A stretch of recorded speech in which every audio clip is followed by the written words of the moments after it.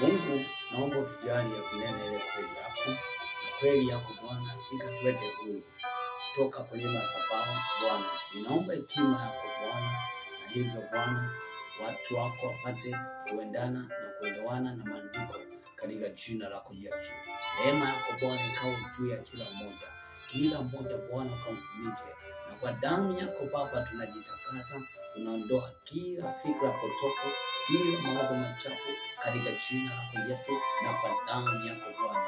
Mungu, ninaomba Bwana nuru yako Bwana ikatuongoze, nuru yako Bwana ikatuangazie kila mahali ambapo Bwana nuru yako ya neno itakapopita Bwana ikaondoe giza katika jina la Yesu. Asante Baba, asante Mungu wetu. Amen. Bwana Yesu asifiwe sana mtu wa Mungu, na tunazidi kumshukuru Mwenyezi Mungu kwa hatua nyingine ambayo Bwana ametupa. Naamini kwamba ni sehemu ya hatua, tunaenda kupiga hatua. Basi mtu wa Mungu, nikuombe kabla ya yote, naomba usubscribe hiyo channel, na iwe ni sehemu mojawapo ya wewe kuonyesha upendo kwa ajili ya Kristo, na uweze kushare hii linki na sehemu mbalimbali, na wengine waweze kupata hii sadaka ya kwa ambayo utajitoa. Naamini kwamba ukishare kuna wengine watafunguliwa, kuna wengine watapata maarifa, kwa hiyo utakuwa ni dhabihu kutoka kwenye madhabahu ya Mungu aliye hai.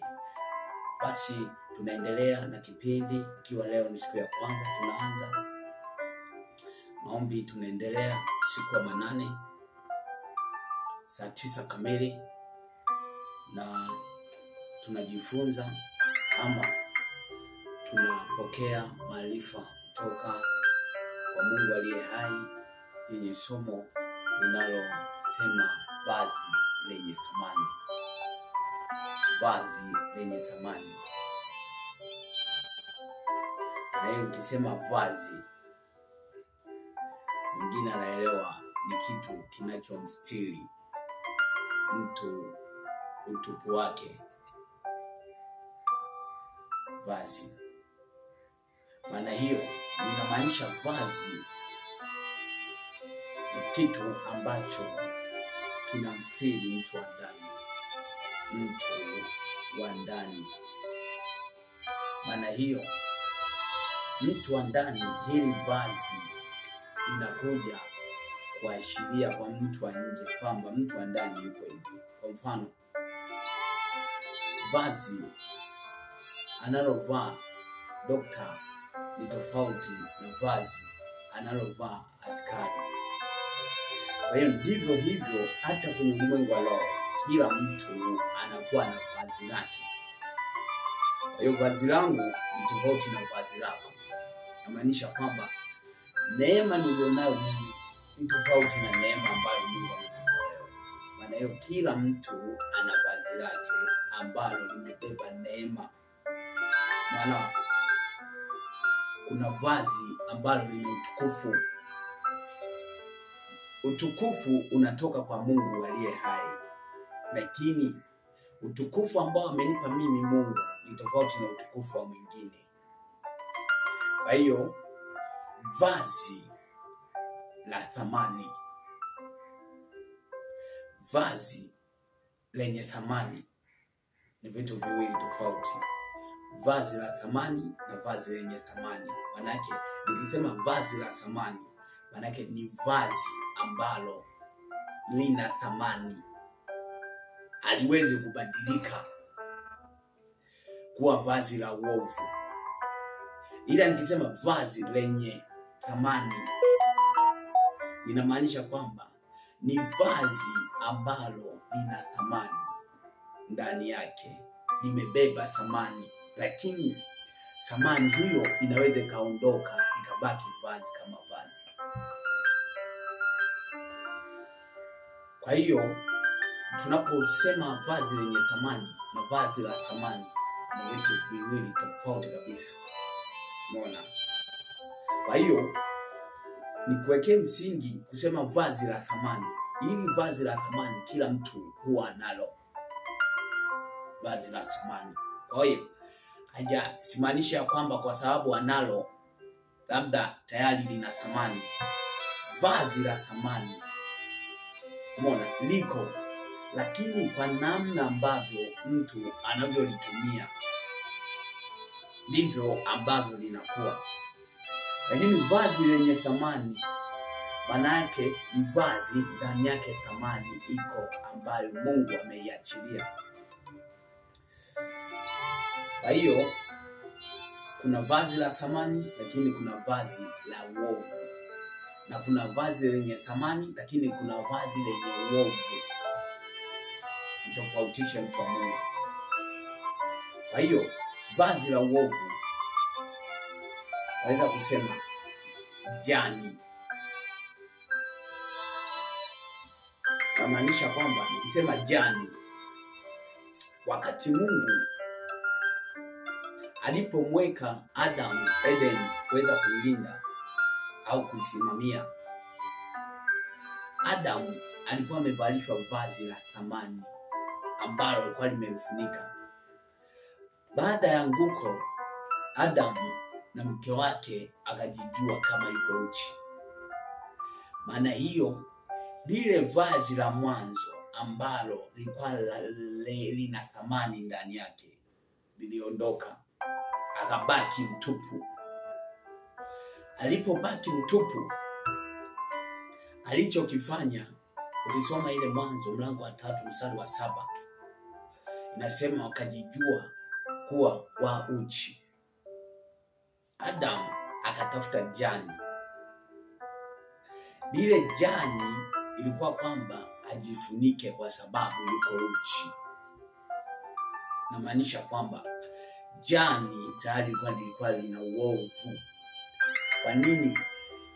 Lile vazi lenye thamani liliondoka. Maana yake adui shetani alibeba vazi lenye thamani. Na maana ndani ya Adamu thamani iliondoka, akabaki uchi. Na alipojua kama yuko uchi, alitafuta mbadala wa kitu ambacho kitafanana na ile thamani ya kwanza. Ndipo akagundua kwamba ngoja nitafute nini? Jani ambalo litanistiri aibu yangu. Kwa hiyo ile jani ndilo vazi la uovu. Vazi la uovu. Kwa sababu ile jani Mungu hakumwambia kwamba jifunike, ila kwa sababu alijijua yuko uchi. Maana hiyo mtu wa Mungu ni kwamba, mfano mzuri, sawa? Unaweza ukawa unafanya uovu kwa jinsi ya mwilini, watu wasijue kama wewe ni mwovu, ila ukajifunika kwa jani kama dini, sawa? Jumapili unaenda kanisani, unamwabudu Mungu vizuri, lakini ndani yako kuna jani ambalo linakufunika, kama kwamba kusema kwamba huyu ni Mlutheri, huyu ni Sabato, huyu ni Mromani. Lakini kumbe kuna jani ambalo linafunika uovu wako, ila ni jani ambalo linaficha giza. Lakini kumbe walisia wewe ni mwovu. Ndio maana unaona sasa aibu ambayo aliona ya utupu Adam ilifanya Mungu amkatae. Maana yake kwamba lile vazi la thamani lilikuwa lina kibali, lilikuwa lina heshima, umeona? Lilikuwa lina utukufu wa Mungu. Kwa hiyo kilichokuja kuondoa thamani, alibaki na kuwa mtu wa kukataliwa. Akawa ni mtu wa kudharaulika. Mungu alimkataa. Nilisoma vizuri kwenye kitabu cha Mwanzo mlango wa 3. Yenda mstari wa 24, utaona Mungu anamkataa Adamu. Pale Edeni anaweka makerubi, malaika. Maana yake alipoteza kile kibali alichokuwa nacho.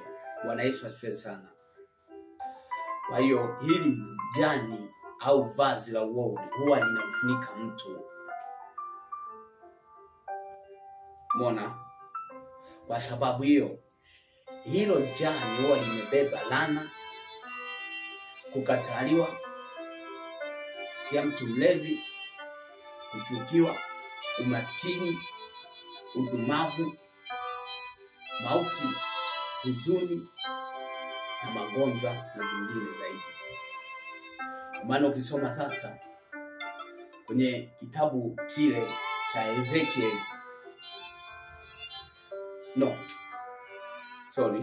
ukisoma kile kitabu cha Zekaria mlango wa 3 nenda mstari hadi wa 4, unaona Mungu anamzungumzia Yoshua akisema kwamba, akimwambia alivue hilo vazi la uovu ili amvalishe vazi lenye thamani. Naomba nikusomee. Anza. Ni mlango wa 3 mstari wa 3. Anasema, basi Yoshua alikuwa amevaa nguo chafu sana, naye alikuwa akisimama mbele ya malaika. Naye huyo akajibu akawaambia wale waliosimama mbele yake akisema, mvueni nguo hizi zenye uchafu. Kisha akamwambia yeye, tazama, nimekuondolea uovu wako, nami nitakuvika mavazi yenye thamani nyingi. Muona mtu wa Mungu? Maana hiyo vazi la thamani ndio utu wa ndani. Likiondolewa vazi la thamani, unabaki mtupu. Na hivyo ni rahisi kuanguka, kwa sababu shetani yeye anacholinda ni thamani ulionayo, na hana shida na hali ya mwilini. Unaweza ukawa unavaa vizuri mwilini, unapendeza sana, lakini rohoni ile thamani tunayoiona mwilini ukawa huna. Maana yake ukawa mtupu. Unavaa vizuri lakini unapita kwenye aibu, unapita kwenye kudharaulika, unapitwa kwenye kukataliwa, watu wanakuchukia. Shida sio kwamba unapendeza mwilini, shida iko kwa sababu ndani una thamani kubwa kuliko mwilini. Na ile thamani ya rohoni, thamani ya ndani, ndio inayofanya watu wakupende, watu wakukubali. Mona? Kwa hiyo shetani akiweza kubeba vazi lenye thamani ndani yako, maana yake unabaki mtupu. Ni rahisi kukataliwa. Maana yake ikifikia tu kukataliwa, ujue kwamba hilo tayari ni vazi la uovu limepata nafasi ndani yako. Muona mtu wa Mungu? Yesu wakati anaenda msalabani alikataliwa sana, alizalaulika sana. Alikataliwa kwa sababu ya maovu yetu sisi wanadamu. Ndio maana aliyabeba akapeleka msalabani, akaenda nayo msalabani. Mbona? Baadaye Yesu anapata mateso, anasulubiwa. Inafika hatua Mungu anaamua kumchukua Yesu. Baada ya siku 3 Yesu anafufuka. Maana yake tayari akafufuka na vazi lenye thamani, kibali, heshima, utajiri. Mbona? Kwa sababu kuna mtu, naisi mwaka jana tulikuwa tunafanya maombi. Yule mtu alikuwa naota ndoto yuko uchi, na umri ulikuwa umefika wa kuolewa hadi ukapitiliza. Mbona? Na hivyo yule mtu akawa anahitaji huduma. Tumeomba, yale mapepo yakawa nasema kwamba huyo mtu hawezi kuolewa na hataolewa, kwa sababu tumebeba vazi lake ambalo ni la nje. Tumebeba vazi lake ambalo linaficha utupu, sehemu za siri. Tumebeba vazi lake kwenye hatua zake. Mbona? Yanazungumza vile, yanasema kwamba tumebeba soksi kama utayari, tumebeba nguo ya ndani. Umeona?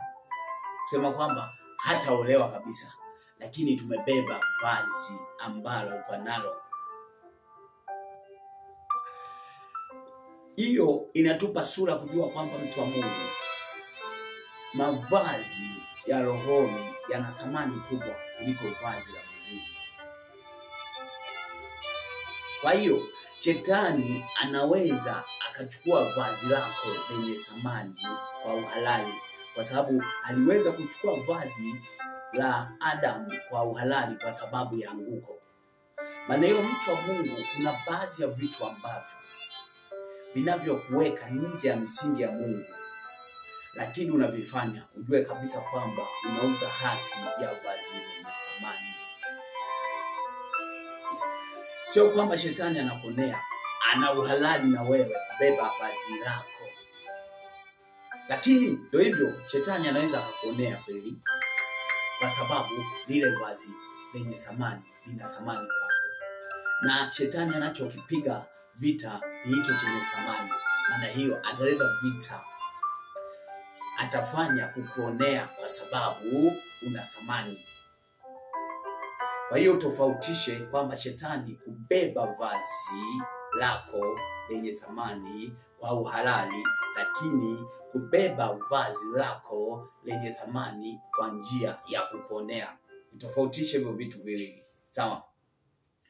Ikiwa shetani amekuonea, ni rahisi mtu wa Mungu kurejesha thamani ya vazi lako.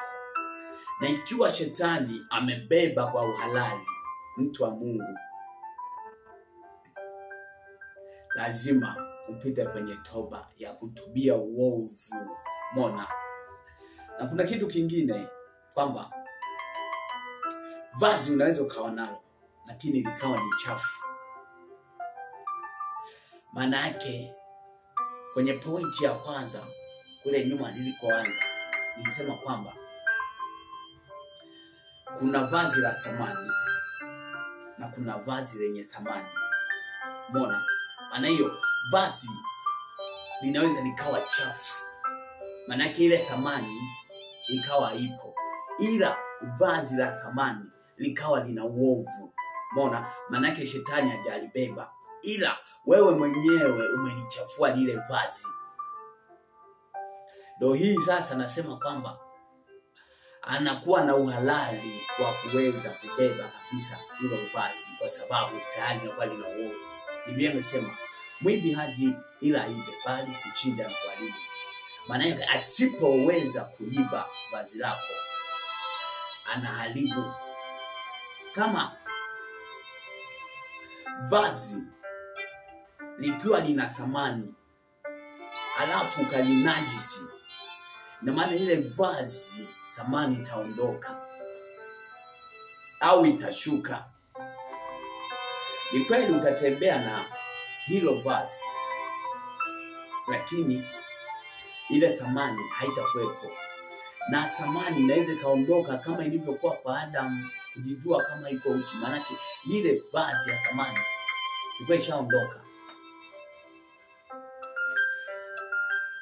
Kwa hiyo mtu wa Mungu, ujue namna ya kusafisha vazi, ujue namna ya kurudisha vazi ambalo umelipoteza. Kwa hiyo ukiwa umeokoka, mtu wa Mungu, moja, ujue na vazi la wokovu. Maana hiyo hilo vazi lako halitakuwa chafu, ila ukikiuka lile vazi, kama usipokuwa makini, litakuwa lina uovu. Umeokoka lakini uovu uko ndani yako. Mona. Yoshua alikuwa anamtumikia Mungu, lakini kuna mahali alijisahau. Shetani akapanda uovu, na maana akamvisha vazi lenye uovu. Umeona, mtu wa Mungu? Maana hiyo kama usipokuwa makini pamoja na wokovu wako, usiposimama imara, shetani anabeba vazi, mtu wa Mungu, anakubalisha jani. Wewe unakuwa unatembea, ile thamani haipo, ila unatembelea jani. Umeokoka, ndo maskini, ndo kuchukiwa, ndo kukataliwa. Muona, mtu wa Mungu? Kwa hiyo kuna watu ambao wanaota ndoto wako uchi. Maana yake hiyo ni ndoto inayokuonyesha uko uchi. Maana yake inakupa taarifa kama vazi lako aliko. Na kama ukiona uko uchi, maana yake kwamba hutabaki kuwa uchi. Maana yake utavalishwa vazi la uovu ambalo lina aibu. Maana ya uchi ni aibu. Mbona? Kuaibika, kudhalilika.